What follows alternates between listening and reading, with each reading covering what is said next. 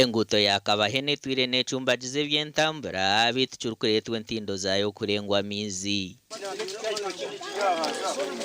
bakwegera kanasere kitwa kalya akasomera kalya kali nugwe tukatancire cyonka amizi gizwire abana babonera haha munonga kuza kuhambuka bagwa mu mizi bagera bati umwana nabo wamusinduka umwana amaze kumwogeze ibintu buri kimwe cyona umwana edakika abantu bamukuretera we nazubire ibitabo byona bigenzire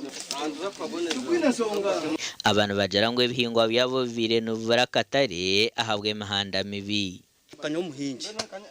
mbere nyero kwetombuka munonga ahubwo kuguruza ibihingwa byanje ebicuri pamba ahasi siringi 8 kandi ahandi bagura 12 ahubwo kugira ngo bine imihanda uko kutubentika tutegana munonga tubura kwambukiza ibintu bitu tutandika kubyekoreza emitwe finally bituretere beyi kubanje kuko hati yo twafuna aho kwambukiza twashemererwa kandi n'ibintu bitu byaza kugira beyi tushemererwe ukata butwaza umwa kore mahanda bakore mahanda umwa kore mahanda naza kugura imotoka neza kwiko wanje na nyunguruza beyi yabandi bakuguruzaho barukora burundu bwansaba baba binomyishengero wabo Dorothe Nyakato ako kuboriyo mwebembezo karangu basiba n'abantu bawe nimukora burundu bwansinkobu ohuro shemerirwe oyino kwesima ngo abantu nubakunda ki enkurakurana tugaruke nyuma turiyo tugenda nkahi omeisho so nimba sima mwebare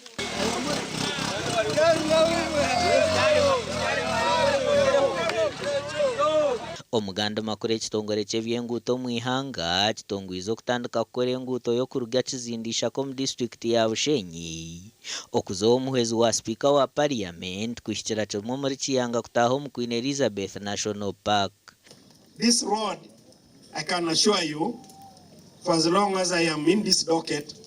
I am going to work with you to make sure that we remove it from the districts. This road we are going to, so that we put it at the national level where we will routinely maintain it and keep it at a level before we will then upgrade it to the level where we will pave it.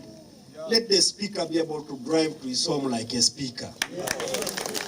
Nyineshonga nimwe kandi nyondio mukiga ngamba gagurajwa enkora yimurakora mu testire please obusente nibuke mureke kubwiba murekera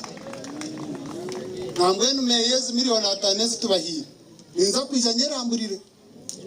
enguuteji ekaraganisibwa President Museveni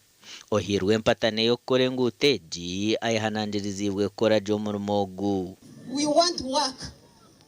okora umumogu mugizireki ogumwakirizo sente nisete za government tutaramuje mutubihaha bareta billion zingasha ngmato billion yanga zibizora mwaze muta mwastoze itarangirasi aritorajima kandi let me tell you nyowe ahengutera arabire hona numusiga homaka numanyanguna n'abacotera mbano mureba bamwe bakaretwa abenguta abachina anumangu tante kuzara abana babacotera abachina dot services are yakozuro kwa abana bakabazana babeta ba doti mwena kwesheza tukwenda ba doti. The Honorable Minister Musa Echweni, you are most welcome once again. As I said earlier, some few months ago we passed here. We went with you, we walked with you, you talked to us, and today I'm very happy and grateful to God that you are here to witness the implementation stage,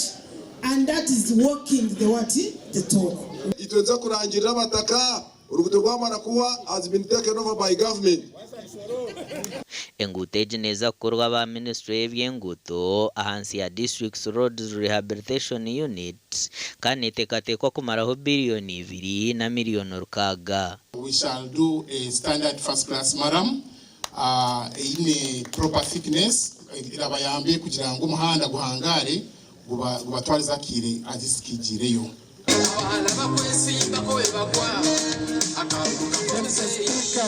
Gasha kwa Timothy Mushabe na Ben Muhozi.